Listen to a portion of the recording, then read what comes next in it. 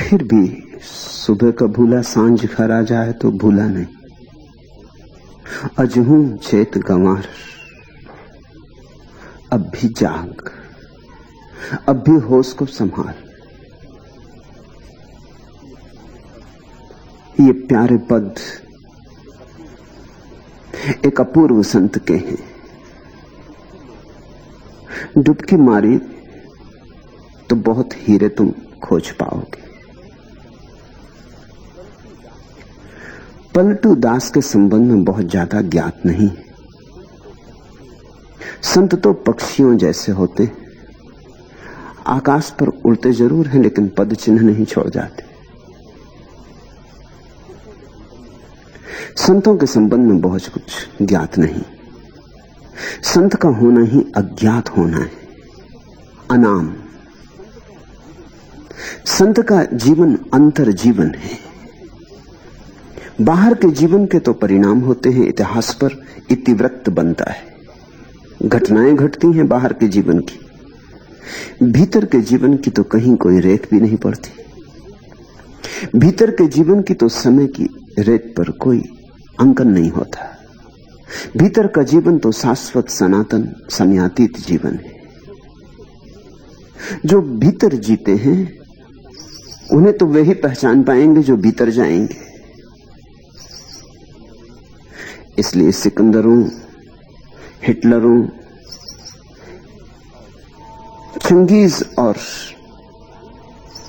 नादिर शाह, इनका तो पूरा इतिवृत्त मिल जाएगा, इनका तो पूरा इतिहास मिल जाएगा। इनके भीतर का तो कोई जीवन होता नहीं। बाहर ही बाहर का जीवन होता है, सभी को दिखाई पड़ता है। राजनीतिक का जीवन बाहर का जीवन होता है, धार्मिक का जीवन भीतर का जीवन होता है। उतनी गहरी आंखें तो बहुत कम लोगों के पास होती हैं कि उसे देखें, वो तो अदृश्य और सूक्ष्म है। अगर बाहर का हम हिसाब रखें तो संतों ने कुछ भी नहीं किया, तो सारा काम असंतों ने ही किया है दुनिया में। असल में कृत्य ही असंत से निकलता है। संत के पास तो कोई कृत्य नहीं होता। संत का तो कर्ता ही नहीं होता, तो कृत्य कैसे होगा? संत तो परमात्मा में जीता है। संत तो अपने को मिटा के जीता है, आपा मेट कर जीता है। संत को पता ही नहीं होता कि उसने कुछ किया, कि उससे कुछ हुआ, कि उससे कुछ हो सकता है। संत होता ही नहीं। तो न तो संत के कृत्य की कोई छाया पड़ती और न संत के कर्ता का कोई भाव कहीं इस निशान छोड़ जाता। पलटू दास बिल्कुल ही अज्ञात संत थे। इनके संबंध में बड़ी थोड़ी सी बातें ज्ञात हैं, उंगलियों पर गिनी जा सके। एक, उनके ही वचनों से पता चलता है गुरु के नाम का। गोविंद उनके गुरु थे। गोविंद संत भीखा के शिष्य थे, एक परम संत के शिष्य थे, और गोविंद उनके गुरु थे। संतों ने अपने बाबत चाहे कुछ भी ना कहा हो, लेकिन गुरु का स्मरण किया है, जरूर किया है। अपने को तो मिटा डाला है, लेकिन गुरु में हो गए। अपने को पहुंच डाला, सब तरह से अपने को समाप्त कर लिया। उसी समाप्ति में गुरु से तो संबंध जुड़ता है। और परमात्मा की याद की है, लेकिन गुरु की याद को नहीं भूले, क्योंकि परमात्मा से जिसने जुड़ाया उसे कैसे भूल जाएंगे। तो गोविंद उनके गुरु थे, ये बात ज्ञात है। दूसरी बात जो उनके पदों से ज्ञात होती है वो कि वे वणिक थे, वैश्य थे, बनिया थे। वह भी इसलिए ज्ञात होती है कि वैश्य की भाषा का उपयोग किया है। जैसे कबीर जुलाहे थे, तो कबीर के पदों में जुलाहे की भाषा का उपयोग है, स्वाभाविक। झिनी झिनी बीनी रे चदरिया। अब ये कोई दूसरा नहीं लिखेगा जिसने चदरिया कभी बीनी ही ना हो। ये दूसरा नहीं लिख सकता। गोरा कुम्हार लिखेगा तो वो मटके बनाने की बात लिखता है। ऐसे इनके पदों में इनके वणिक होने का प्रमाण मिलता है।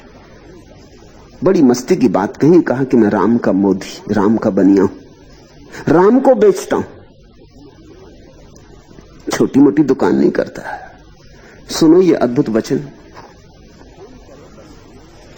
कौन करे बनियाई, अब मोरे कौन करे बनियाई, त्रिकुटी में है भरती मेरी, सुखमन में है गादी।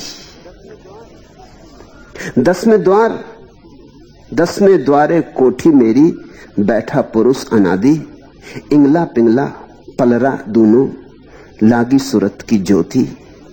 सत्य शब्द की डांडी पकड़ो, तौलों भर भर मोती, चांद सूरज दो करें रखवारी, लगी सत्य की ढेरी, तुरिया चढ़ के बेचन लागा ऐसी साहिबी मेरी।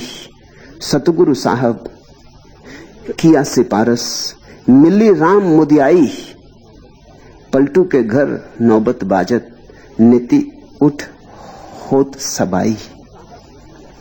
सतगुरु साहब किया कि सिफारिश, तो गुरु ने सिफारिश कर दी परमात्मा से, लिख दी चिट्ठी मेरे नाम।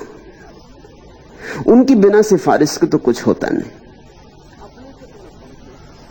अपने से तो मैं पहुंच नहीं सकता था, वो तो उनकी सिफारिश से पहुंच गया, नहीं तो कहां मुझे पता परमात्मा का। सतगुरु साहब किया सिफारिश, मिली राम मुदियाई। खूब सिफारिश की, तब से राम का मोदी हो गया, राम का बनिया हो गया, तब से राम को ही बेचता हूं। और ये सारे शब्द तुरिया चढ़ के बेचन लागा। 4 अवस्थाएं हैं चेतना की, जागृत, स्वप्न, सुसुप्ति और तुरिया। कहते पलटू के तीनों को पार कर गया, तुरिया चढ़ के बेचन लागा ऐसी साहिबी मेरी। अब मैं तुरिया ही बेचता हूं, अब तो मेरे पास कुछ है भी नहीं। मेरी मस्ती देखो, मेरी साहिबी देखो, मेरा धन देखो, मैं तुरिया बेचता हूं। चांद सूरज दो करे रखवारी, लगी सत्य की ढेरी, सत्य शब्द की डांडी पकड़ो, तोलो भर भर मोती। अब और तो कुछ बचा नहीं, मोती ही लुटा रहा हूं। मगर ये भाषा वैसी की है, कौन करे बनियाई, अब मोरे कौन करे बनियाई। त्रिकुटी में है भरती मेरी, सुखमन में है गादी। अति महासूक्ष्म में गादी जमा के बैठ गया और त्रिकुटी में मेरा धन है। अब तीसरा नेत्र खुला है, वहां मेरी असली संपदा है। 10वें द्वारे कोठी मेरी। 9 द्वार से हम परिचित हैं। ये जो 9 छेद हैं शरीर में, ये 9 द्वार कहते हैं संत। आंख, कान, नाक, ये जो 9 छेद हैं शरीर में, एक 10वां छेद भी है, उसमें सरक गए तो परमात्मा में पहुंच गए। वो दिखाई नहीं पड़ता, वो तुम्हारे अंतरतम में, वो परम क्षेत्र, उसको 10वां द्वार कहा है। 10वें द्वारे कोठी मेरी, बैठा पुरुष अनादि, इंगला पिंगला पलरा दूनो, लागी सूरत की ज्योति। इंगला पिंगला को कहते हैं 2 पलड़े मेरे तराजू के। सत्य शब्द की डांडी पकड़ो, और उन दोनों के बीच में सत्य की डांडी है, सत्य का संतुलन है। ये जो भाषा है ये वणिक की है। इस संबंध में एक बात ख्याल रख लेना, जो तुम्हें याद दिला देनी जरूरी है, कि तुम कहीं भी हो वहीं से परमात्मा का रास्ता है। अगर बनिए हो तो वहां से भी रास्ता है, तो राम के मोदी हो जाओ। कोई ऐसा नहीं है कि ब्राह्मण का ही ब्रह्म पर दावा है, कुछ ऐसा भी नहीं है कि क्षत्रियों का ही दावा है। ब्राह्मण भी सत्य को उपलब्ध हुए, क्षत्रिय भी, वणिक भी, शूद्र भी।